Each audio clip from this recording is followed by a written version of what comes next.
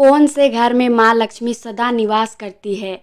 चलिए जानते हैं एक कहानी के माध्यम से। बहुत समय पहले की बात है। एक छोटे से गांव में राम नाम का एक गरीब किसान रहता था। वह बहुत मेहनती और ईमानदार था, लेकिन उसकी गरीबी कभी खत्म नहीं होती थी।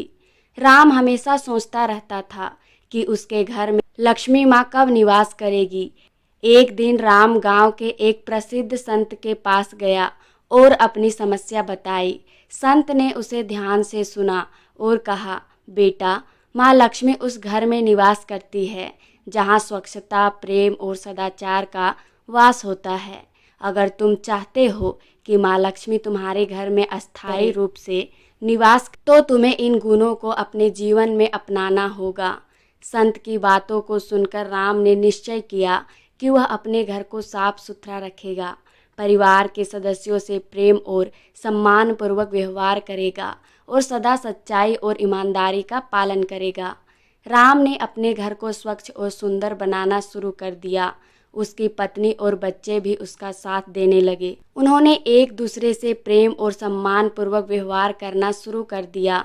घर में हमेशा साफ सफाई रहती और सब मिलजुल कर काम करते।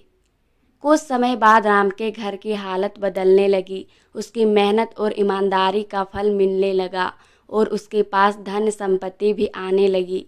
लेकिन सबसे बड़ा परिवर्तन यह था कि उस घर में अब सुख और शांति का वास हो गया था। राम समझ गया था कि माँ लक्ष्मी केवल वहीं निवास करती है जहाँ प्रेम, स्वच्छता और सदाचार होता है। इस तरह राम के घर में माँ लक्ष्मी का अस्थायी निवास हो गया और उनका परिवार सदा सुखी और समृद्ध रहने लगा। राम की कहानी से गांव के अन्य लोग भी प्रेरित हुए और उन्हें भी अपने जीवन में स्वच्छता, प्रेम और सदाचार को अपनाना। इस प्रकार पूरे गांव में समृद्धि और शांति फैल गई।